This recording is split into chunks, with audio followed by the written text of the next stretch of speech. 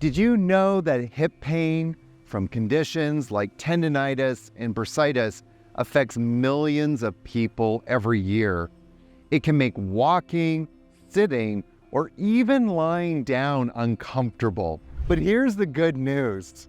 There are ways to manage this pain without resorting to drastic measures.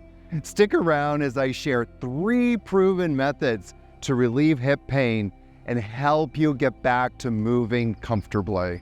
Hip tendonitis occurs when the tendons in your hip become inflamed, often due to overuse, injury, or the muscles just not working properly. Bursitis, on the other hand, is when the small fluid sacs that cushion your hip joint becomes irritated.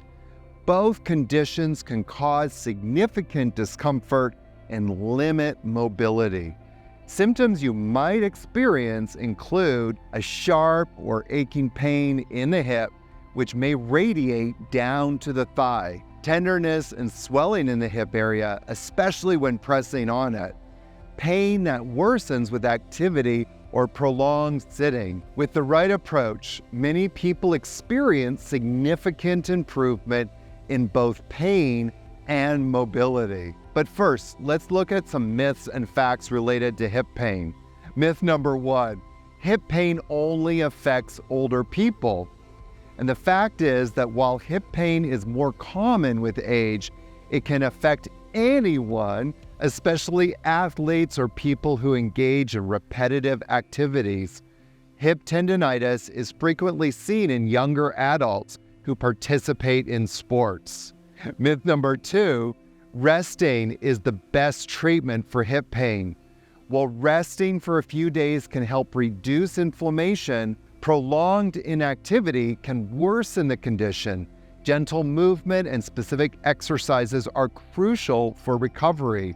Myth number 3, you can't exercise if you have hip pain. Fact, on the contrary, the right exercises can help alleviate pain and strengthen the muscles of the hip. The key is to focus on low-impact movements and avoid aggravating the pain. So we're going to tackle hip pain with 3 simple yet effective exercises. Please, friends, remember, a lot of hip pain stems from weak or underactive muscles that aren't stabilizing your hip joints. So let's get those muscles fired up so they can do their job of stabilizing the hip joint and lead you to feeling like the best version of yourself. So number 1, we're going to look at clamshells. This exercise targets your gluteus muscle, a hip muscle that's important for stability. To start, lie on your side with your knees bent at 90-degree angle.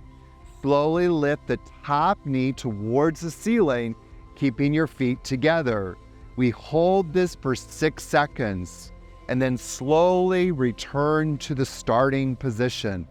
Moving slowly is really important, really important. Moving slowly builds muscle strength, and moving fast can actually weaken the muscles. Repeat this for 6 seconds, 6 times on each side. Now we're going to work on our hip flexor strength with some simple leg lifts. Please come and lie on your back with your legs straight out in front of you. Slowly lift one leg off the floor, keeping that leg as straight as possible to about 45 degrees. Hold at the top for 6 seconds, and then slowly lower your leg back down to the starting position. Finally, we're going to strengthen our glutes and hamstrings with bridge pose. Lie on your back with your knees bent and feet flat on the floor, hip width apart, and the arms out to the sides like a T. Now slowly lift your hips off the floor as high as you can, squeezing your glutes. Hold at the top for 6 seconds, and then slowly lower your hips back to the starting position. Repeat 6 times. If this exercise feels good, drop a yes in the comment section below. When managing hip pain from tendonitis or bursitis, keep the following tips in mind. Avoid prolonged sitting. This can actually aggravate hip pain. Stand up and exercise every 30 to 60 minutes. Walk over and get a glass of water. Remember to use proper footwear. Supportive shoes can help reduce stress on your hips. Stay active with low-impact activities. Swimming or cycling can keep you moving without putting too much strain on your hips. Hip pain can be a real obstacle, but with the right strategies, you can take control and find relief.